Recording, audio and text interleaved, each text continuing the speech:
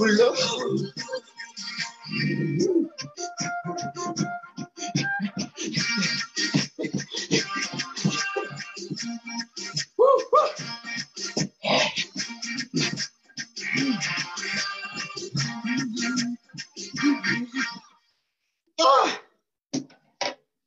Akkam jirtu nagaa jirtu ilmaan Oromoo fayyaa keessanii galata Rabbii yaa Rabbi galata keeti jenna baga jiraattan jiraachuun waa hedduu qaba namni jiru waa hedduu argaa baga jiraattan baga guyyaa kana waliin agarre isiniin jedha har'a sirbaan eegalle qophiin sirbaan eegalle kuni qophii Oromootaati. Sagantaan kun hayyoota Oromoo kanneen mana hidhaatii bahan sababeeffachuudhaan tokkoon malatti mirga saba isaaniitiin falmachuudhaaf hidhatti guuraman baga Rabbi baasee baga Rabbi hiikee Oromoonni mana hedduu keessatti bakka hedduutti mana keessan keessa teettanii hidhamuu hayyoota kanaatiif hidhamuu hooggansa kanneeniitiif baga gammaddanii hedhuse jechuudha. Oromoonni isteetota Ameerikaa 50 keessa jirtan Siyaatil irraa kaasee hanga Filooriidaan baatutti kaaba Paasifikii irraa ka'ee hanga Atlaantik Ooshiiniitiin bahutti Oromoonni Ameerikaa keessa jirtan qophiilee garaagaraa hiriirota garaagaraa bifa seena qabeessuun gootan kanneen wareegama qaalii jidduu kana keessatti yeroo karaa kana deemtan maatii keessan lafa darbitanii hawaasa keessan lafa darbitanii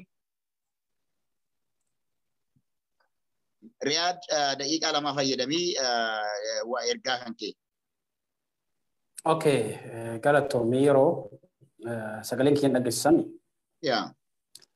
Galatoomii yaanni ani qabu atillee muraasa irraa kaastee jirta ergaa amma nu gahee Finfinnee irraa keessumaaniyyuu hayaawuleen maganaanyatti ijoolleen 12 dhahamuu dhageenye ijoolleen 6 kana hospitaala seenanii ijoolleen 3 erga madoo kanaayyuu bakka saniyyuu hangammaan kaane odeeffannoo jedhu nu gahee ijoolleen 3 immoo hangammaatti mana yaalaalleen argannee iddoo jarri geettellee hin argine waan jedhantu jira. Kanaan booda ijoollee Hadaamarraa kara Finfinneetti deemtu naannoo Bishooftuutti ijoolleen 18 ol qabamanii jiranii garuu mana hidhaa jarritti hidhamanis hanga ammaa hin argine waan jedhantu jira odeeffannoo biyyarraa ammaa kana gahee. Itti aansuun ammoo yaada ani qabu waa'ee hoogganoota keessumaaniyyuu guyyaa hadhaa bahanii irratti uummanni keenya hedduu miira hin taa'amne ol argisiisaas jiranii. Artiin kun keessumaaniyyuu argisiisni amma argisiisaa jiran kun gammachuu nutti fakkaata malee gammachuu guddaa miti. Maaliif dhugaadha. Keessi keenya gammadus kan yaadannu gaafa Jawaariin arginu Hacaaluu Hundeessaa yaadachuu qabna. Gaafa Jawaariin arginu Abdul Jabbaariin yaadachuu qabna. Gaafa kana yaadanne ammoo qabsoon Jawaar ittiin hidhame, Hacaaluun ittiin du'e, Abdul Jabbaar ittiin du'e galma gahee ummanni Oromoo kana yaadachuu qaba. Miira keessa seenee keessaan Jawaarin maaltu barbaachisa jennee of yaaduun hubachuun akkaan gaariidha. Maaliif yoo jenne Jawaar ammaa kanatti sikuriitii mootummaan godhaaf moo hin godhuuf ijoolleen isaa akka duraanitti duraan mootummaatu bakka san buusee irra kaa'ee har'a ammoo ijoolleen kun akkami maaltu ta'amu deema bildhuu keenya ija takkaan rafaa jecha Jawaar jedhe sun har'a kan ija takkaan rafuu miti ija lamaaniin fuulleffannee kalaaluu qabnu ilmaan Oromoo keessaan qeerroon biyya yeroon tana. Qabsoon tun waa sadii ammaa kana waan ijoon irraa barbaadde jedhee tilmaamu.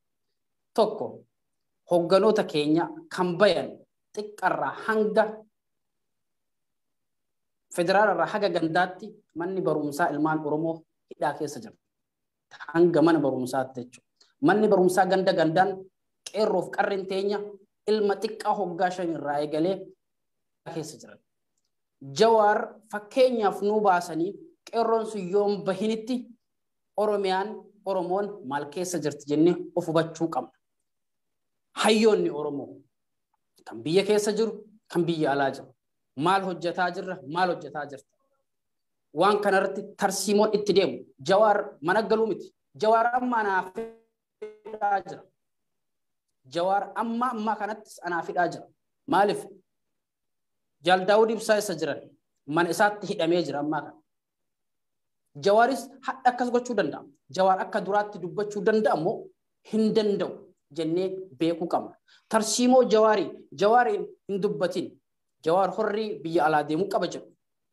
Tokko Jawaar akka jiraataa biyya Itoophiyaatti fiizaa ergamee fi porososiidhaan yoo bahe malee paaspoortii galchee jira. Namni paaspoortii galchee porososii haaraatti eelee biyya sanirraa bahuu danda'a. Uummanni Oromoo Jawaariin of fuuldura qabu osoo hin taane Jawaariin keessaan hayyoonni keenya ol bahanii akka Jawaariitti dalaguu qaban. Afaan hayyoota keenya irraa dhagahuu qaban. Hayyoonni keenya ammoo sa'a 8 dalagatanii sa'a 2 waan biraarra balleessanii sa'a 2 ol bahanii dubbachuun hanga har'aatti hoggaa tokko fooyi Jawaarii mana hidhaa ture. Tarsiimoon tokko gabbahamee hojjetamuu dide. Kan murtii tokko kana godhaa jedhu hin jiru akkana osoo goone jecha osoo jedhuun hanga har'aa turre jechuudha. Jecha san ofirraa dhiifnee qeerroo waan kana barbaachisa kanaan deema. Qarree tanaan deema. Warri alaa kanaan deema. Kaayyoo keessaniif hojii keessan malee kan biraa dhuftanii laaqatina. Doktorri dhufee waa'ee siyaasaa yoo kalaaqatu ta'e waa'ee doktorri dhiisee waa'ee siyaasaa laaqachaa jira. Dandeettii isaatis miti. Hayyoonni keenya ammoo waan kanarra qorattanii as bahuu qabdan. Meen poointi kun ilaalcha tokko akka yerootti kan isinirraa xiinxalurraa jechuudha. Hayyoonni keenya kan biyya alaa jirtan kumuu as baatanii ati kan hayyuun keenya Profeesarri dandeettii isaa wajjin madaalli isaa wajjin kiiloo ofii isaa wajjin Oromoof hojjechuu qaba. Doktorri dhufee waan biraa yoo hojjetu ta'e Profeesarri illee waan biraa yoo hojjetu ta'e Profeesarri iddoo mana yaalaa deemee marfee waraanuu hin danda'u. Doktorri iddoo barsiisaa dhufee waan barsiisaan dalaguus yeroo isaatiif haalli isaa sitti hin kennu. Hunduu akka yeroo isaatii fi akka hojii isaatiin wal madaalaa deemaa jechuudha. Oromoo waan kana beena hayyuu irraa jalqabee haga xiqqaatti tartiiba kanaan hin deemu. Wal kabajuu keessa jirra. Fakkeenya guddaa an fudhadhu keessaa xiqqaan keenya hayyuu keenan kabaju. Rakkoon guddaan Oromoon qabu keessaa tokko isa kana jechuudha. Yoo guddaa keenya guddisne xiqqaa keenya yoo of jalatti tiksine ani akka yeroo ta'uu danda'a, akka Jawaar ta'uu danda'a, akka eenyutu ta'uu danda'a jechuudha. Xiqqaan har'a biyya Oromiyaa keessa jirurraa jechuudha. Wal guddisuu, wal kuffisuu malee wal guddisuu hin beeknu. Kanarraa uummanni keenya tokko barachuu qaba. Lama hayyoonni keenya bahan jettanii gammachuun nutti jiraatus anaaf akkuma isiniin jedhe hidhaa keessa jiran. Jawaar as socho'uu hin danda'u. Mana murtiitiin bilisa jedheen baane. Fedhii mootummaa ani har'a eeyyamee fi jira. Akkuma hidhuu dandeenyu jedhe Abiyyiin har'a. Akkuma hidhuu dandeenyu eeyyamuu yookiin ammoo dhiifama nama gochuullee beennaa jedhe. Kana jechuun dhaaddannoo dhiifama siin goone deebisaa jennaan dhalleema deebisanii jechuudha. Kanaaf uummanni keenya waan kanarratti miira keessa seenuu dhiise. Hayyoonni keenyallee jechoota isinirraa eeguuf deeman keessumaaniyyuu jechoota isinirraa eeguuf deeman. Jechoota eeganii uummata keenya kiiloo akkuma jaalli kiyya amma na dura bu'ee dubbatetti uummata keenya madaaluuf deemaa jira. Abiyyiin madaa keenya irratti sooqidda naqaa jira. Gaafa Haacaaluu ajjeesan. Haacaaluun sababa siyaasaa du'e. Garuu Haacaaluun siyaasaaf du'ullee Jawaariin qabatuuf Haacaaluu ajjeesan. Gaafa duraa Jawaariin mana isaatti wanti marsaniif gaafsan qeerroon irraa eega baase madaalli Jawaariin ittiin qabatuuf Haacaaluu ittiin ajjeesan. Akka dhugaan ammoo Jawaaraffaa hin baaneef Abdul Jabbaariin ajjeesan. Uummanni keenya fakkeenya kanarraa fudhatee kiiloon Abiyyii kiiloo miti. Dhiibbaa itti guddatee dhiibbaa itti deemaa jiru kana ekonomii hin du'e. Engadda guyyaa gaafa afurii ji'a kana gaafa afurii namni alarraa waame. Akka alarraa waame sanii waa'ee yaadeen arganne. Doolaara walitti qabachuu barbaade. Warri biyya gale doolaara takkiisha ofiitiin nyaatu malee ittiin jiraatu malee waan biraatti fideen dhufne. akka yaadu erga dhabee siyaasaan tun itti garagalte bilisqinnaan bakka lamatti erga addaan cabde falli kiyya Oromoo kara tokko deebisu. Oromoo bakka argitanitti hin fiiginaa. Dhaamsi biyya guddaan qeerroof qarree Oromootiif hayyuu Oromootiif jecha tokkoon hin sobamina. Lammaa Magarsaa summiin qoreen marga keessaa jecha tokkoon qofa nu sobe hayyoota keenyaa fi qeerroof qarree keenya. Hogganni keenya ummata keenya jecha jedhuun nu sobe. Jechi tun ummata Oromoo qilee naqxee aarsaa lubbuu qeerroof qarree waan hoggaa 27 ta'in Abiy ummata Oromoo godhee jechuudha. Waan seenaan Minilik nurratti dalage Abiyyi nurratti dalage jechuudha. Minilik lammaffaan ani Abiyyi jedhee tilmaama. Maaliif dhaloonni amma jiru waa'ee Minilikii gurraan dhage, seenaa dhage, barreeffamaan arge. Waa'ee Abiyyi garuu ijaan arge. Ka dhageetti irra ka ijaan argite amantaa jechuudha. Dhaloonni ana duuba ilma kiyyaas ammoo waa'ee Abiyyi akkuma har'a nuti aanolee fi calii calanqootti yaadannutti Abiyyi itti yaadata. Ummanni keenya waan xiqqoo bililichii xiqqoo horqii isinitti hin fakkaatin yaa saba koo. Bililichiin xiqqoon horqii nutti fakkaataa jirti. Keessaanuu namoonni hedduun gammachuudhaan gandablee gammadaa jirraa. Kanaaf gammachuun tun yoo qeerroof qarreen baatee waraanni adda bilisummaa Oromoo Oromiyaa Oromootis abbaa biyyaa ta'e qofa sabni Oromoo akka namaatti ol dhaabbatee akka biyyaatti ol dhaabbatee of ijaaruu qabu. OPD ofii sareen hin amanamtu. Sareen gaafa feete abbaa nyaatti yoo beelofte. OPD'n abadan OPD amanne ittiin lammaa jennee caffarree miti waggaa tokkoof dhugaa dubbachuuf. Abiyyi dhiisee nabiyyi jedheen Oromoon garuu nabiyyi miti fallaasanii jinni ta'ee nutti dhufe jechuudha. Ummanni Oromoo billaahi aleek rabbi sodaadhaa waan kana hin sobamina. Jawaar bahuun gammachuu kenna. Garuu gammachuu Jawaarii kun maaliin bahe? Tarsiimoon jaraa maali? Tarsiimoo Oromoon qabdu beekna malee tarsiimoo bilisqinnaan qabatte hin beeknu. Kanaaf illee dheeressee jaallatiyya ulfaadhaa yeroo galatoomii ulfaadhu amaanaan isinirra kaadhu keessaa hayyoonni kenna Jawaariin hin caqasinaa. Jawaariin wajjin keessaa mari'adhaa afaan Jawaariitiin dubbadhaa. Jawaar farda lugaama harkaa qabu. Fardi lugaama ni beektan jedheetii yaada. Yoo abbaan dabi jedheen ni daba, yoo abbaan gulufi jedheen ni gulufa. Jawaar sanis ta'uu hin danda'u garuu bilisqinnaan aarsaa lama qaba. Takka bakka sani deebi'u takka Jawaar biyya saniif ammoo yoo hayyoonni keenya wajjin hojjetan biyya san bilisoomsu. Garuu kan ittiin bilisoomu jaalatus jibbus waraan adda bilisummaa Oromoo keessaan waan Farhaan Abdusalaam maqaa namaa kaasuun gaarii miti. Barreeffamni inni guyyaa hadhaa barreesse maal argee jechoota akkasiisan barreesse. Hayyuu nama beekaa of fuulduraa qabnu jedhanii namni hedduun hordoftoota hedduu namni qabu. Iskiriinii isaa si ergaa fakkeenyaaf maqaa kaasuullee hin barbaanne dhiifama wajjin garuu hayyoonni keenya waan akkanaarraa of eegaa. Maal arginee har'a booda kara nagaatiin malee waraanni hin barbaachisu. 97 yaadannu 2018 yaadannu jechuudha. Namni waan dabre yaadanne kaborullee hin beeku. Hin dogongorina ummanni keenya kana isiniin jedhaa wal sirreessaa yeroo kallattii jiruun hundaanuu galatooma ulfaadhaa isinii dhiyeesse. Galatoomii atillee ilmaan Oromoollee kan hangammaa teettanii leevii kanaan hordofaatiin jirtan hedduu ulfaadhaa bakka jirtanitti gammachuu kennan akkaataa itti godhannu sirriitti hubannu humna ijaarachuun fala Oromoodhaaf waan hin qabneefi jabaadhaa abbaan fedhe waan fedhe yoo jedhee dubbii amma ati kaaste abbaan fedhe waan fedhe yoo jedhe ofii isaatii murteeffachuu danda'a. Ofii isaatii ana qawween nan barbaachisu kana booda kan jedhu taanaan dhaqee karchallee seenuu danda'a. That as simple as that. Waan biraan qabu. Korbeessi abbaa jabaa qabu eegee ala kaawwatee bulfaa. Waan Oromoon taate waan duratti namarraa harkuma baradhe tokko waa tokko jedheen xumura. Irra deebi'a duratti ka'illoo irratti illee jedheera. Barumsa guddaa waan qabuuf wanti kun kakanee dhufu. Namatu naaf hime waan kana. Har'uma jechuudha. Namatu hidhamee naan jedhe. namni kuni sababni inni ittiin hidhamee fi gaafii sabaa, gaafii mirgaa, gaafii abbaa biyyummaa akkuma gaafii Oromoo kana kaasa'e. Gaafii kana osuma kaasu booda maal abbaa keetii jedhanii hidhanii jedhe.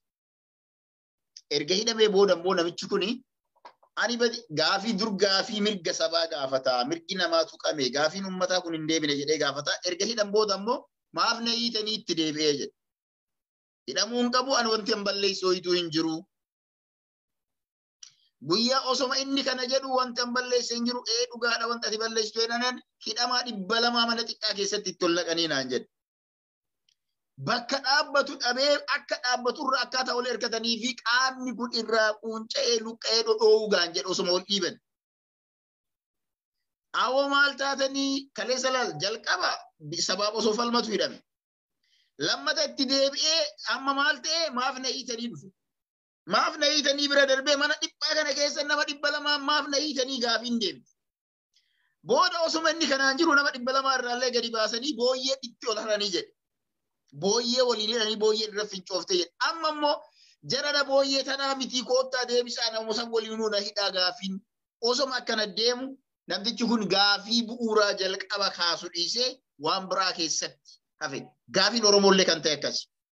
Oromoon qeerroon Oromoo 2016 2017 kan irra wareegame gaafilee ifa ta'e qaba. Gaafiin sun nuti deebi'a jenne booda Haacaaluu ajjeesan hayyoota kenneedhaan gaafilee sana gaafachuu dhiisneet gaafilee sanaaf yoo deebii arganne gammachuu dhiisneet waan xixiqqoo achii as gaafii kana akka nuti hin kaasne nu godhuudhaaf hayyoota kenna hidhan nurraa ajjeesan gumaa ebaluun hidhaa baasatti hafne nuti. Oromoon wanti nuti taane kanuma. Kanaaf waan kanarraa waa hedduu baratamaa namni yoo sammuu qabaate kanaaf Oromootiyya haa dammaqnu.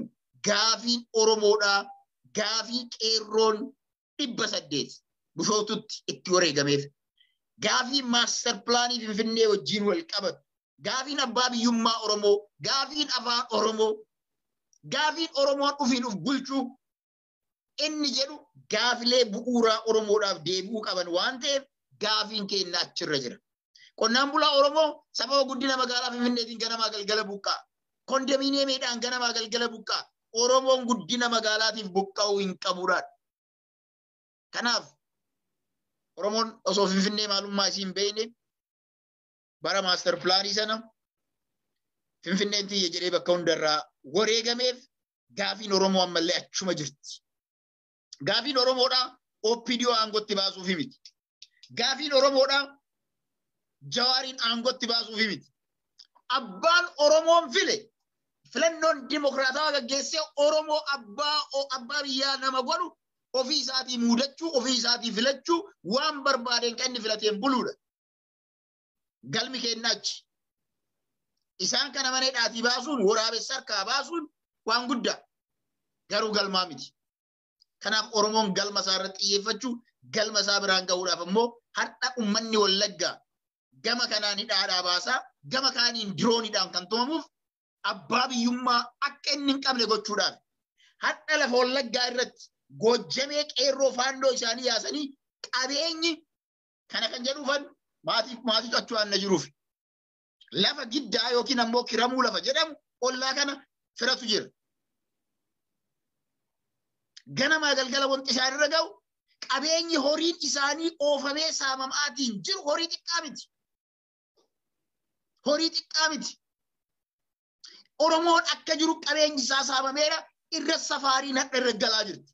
Kuni yoo kan dhaabanne Oromoon daangaan Oromiyaa yoo kabajamuu hin dandeenye Oromoon qe'eesaatti yoo kabajaan qabaanne abadan qabsoon uummata Oromoo hin dhaabattu. Kanaaf Oromoon qabsoon isaa isiisan ta'u utubaan qabsoo Oromoo ka'umsi qabsoo Oromoo achi ta'uu beekne isii irratti haa jabaannu. Hedduu ulfaadhaa warri asitti laayivii irratti illee hirmaattanii yaada keessan kennitan yaada hedduu irra deebi'anii osoo dhageeffatanii keessaa osoo gatteennee aqeeraraa keessaa baasne hedduu yaada nama boonsu kan nama gammachiisu hedduutu kan nama waa hedduu irraa barannutu keessadha. Hundumti keessanuu ulfaadhaa. Yoo Rabbi jedhe sagantaa biraatti namoota muraasa bifa filannootiin jechuudha. Bifuma akkanuma namni hundi gammachuu agarsiisu osoo hin taane Oromoodhaaf maaltu falaa kan jedhu probably carraa walgahii marii aktiivistootaa keessatti illee beeksisa baafnee namoonni hirmaachuu danda'an namoonni aktiivistoota Oromootti illee makamnee garee kana guddisnee waan Oromoodhaaf barbaachisu uf duraa irratti ni beekamna warri jettan keessaan naaf barreessaa ulfaadhaa galatoomaa guyyaa gaarii halkan gaarii warri hojii irra jirtanillee bakkuma jirtanitti nagaan jiraadhaa isinis warri na wajjin hangammaa turtan sa'a dheeraa ulfaadhaa galatoomaa halkan gaarii. Bareedaatis galatoomii ulfaadhoo yaadni akkanaa kunniin yaadni bilbilchaataan itti fufuu qabaa jajjabaadhaa marii bareedaa marii akkana fakkaatu kun yoo itti